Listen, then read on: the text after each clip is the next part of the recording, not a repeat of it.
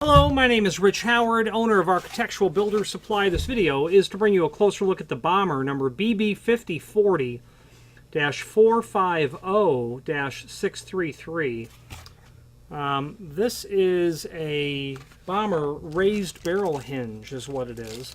The BB5040 conspires to mean a raised barrel hinge.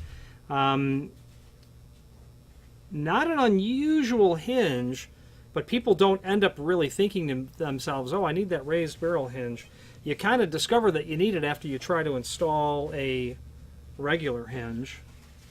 And basically the only difference between this and a standard hinge is that if I'm holding it in cross-section, the vertical axis of pivoting would be here, right? Not off-centered like that. Well, the reason they do that is to get that barrel assembly off and away from the frame. And where you end up seeing the requirement of hinges like this is when you literally have a frame condition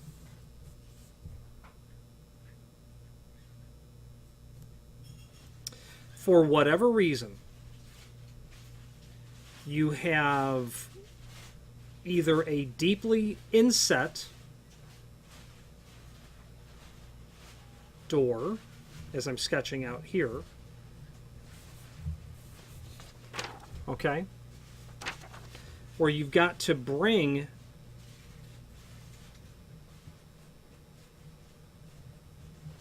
your barrel off center like that, because if you tried to install it onto a standard application, the barrel of your hinge needs to occupy the space where the frame is. So that's why you need to kick it out like that. Or you could have this same scenario, but what they did was, this horizontal line is to represent the fact that it was once a standard hinge, it was once a standard frame, but they've added jamb extensions to it. So I've literally seen people prep the jamb and chisel out the area so that a standard hinge barrel can sit there. That's when you really need a raised barrel hinge. That's really the only thing that makes this different. Okay? Does not affect the opening of the door at all. No angles are changed whatsoever. Completely reversible. If you need it this way, great. If you need it that way, just turn it over. You can take that pin out, pop off your button tip here, and just flip everything over. Let's dissect the part number. The best way to do that is to pull up the link to the manufacturer's page where we can get to the catalog and look at the how to order section. So let's do that. That document is relatively early in the catalog, but you do have to scroll past a couple of dozen pages to get to it. Very good information on all hinge types, in fact. So the how to order page, the BB tells us it's ball bearing. On a standard weight hinge, there'll be two bearing packets. There's one here and here. Okay. The 5 means that it's 5 knuckle. That's self-explanatory. The 0 means that it's full mortise. When these leaves are brought parallel, they're meant to be mortised flush to the edge of the door and frame so that you have that typical 1/16 or so of an inch margin between the two hinges. The 4 in the third digit value, that means raised barrel. And then the 0 at the end means standard weight and made of steel. Now, standard weight on a 4.5 inch tall hinge is going to be 134 thousandths thick. And according to our caliper,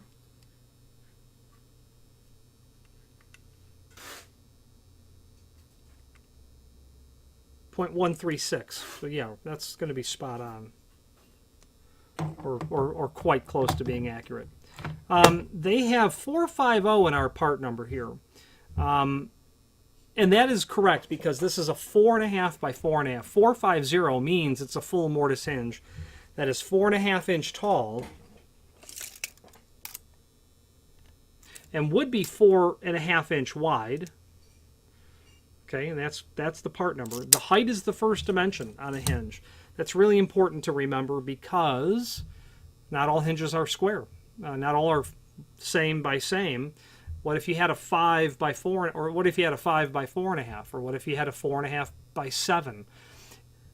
Common sizes would be 4.5 by 4. 5 by 4.5, 4.5 by 6.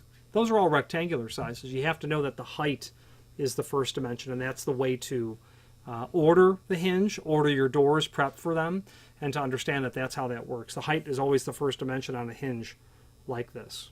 Okay. Moving into the part number, really all we have left is the finish, I believe. Yeah, 633. Now that tells us two things. Tells us three things, really. There is a, in that finish designation, it again tells us that it's made of steel. It tells us that it has a satin brass finish, and there is a small amount of lacquer that's been applied to there as well. So that's a nice satin brass finish. You might be aware of satin brass as a 633 finish. That's true, that's also satin brass, but that means that it is a base material of brass and not steel like this. That's the difference between, I'm sorry, 633 is steel base. I meant to say 606. 606 is the finish that would be made of brass. The only differentiator there is, again, the base material.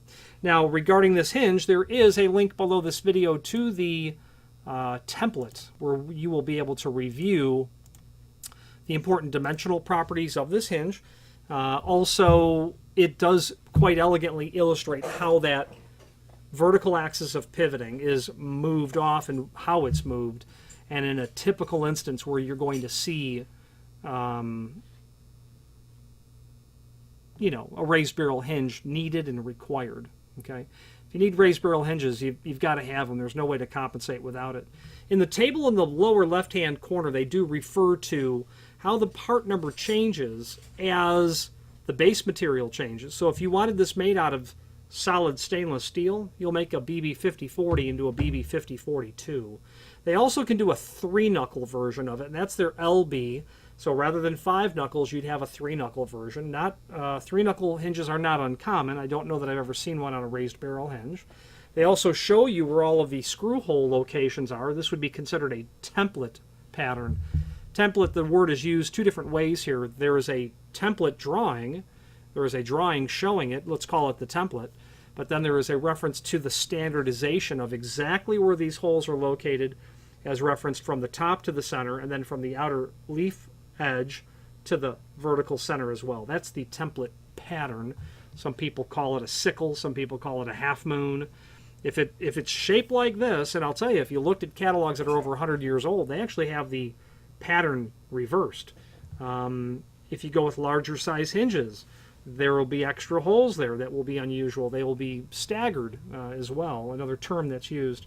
Speaking of those holes, screws are included in a complementary finish. All machine and all wood screws are there included.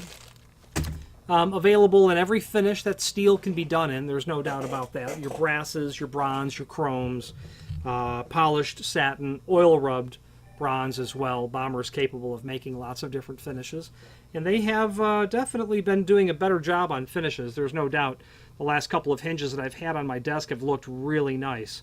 That's a really good satin brass finish from Bommer. I would be very pleased to have that hinge installed in my application.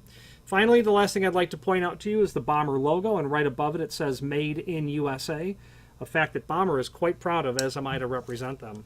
If you have any questions on the Bommer BB5040-450-633 raised barrel hinge or any other Bommer product, please feel free to reach out to us. And thank you.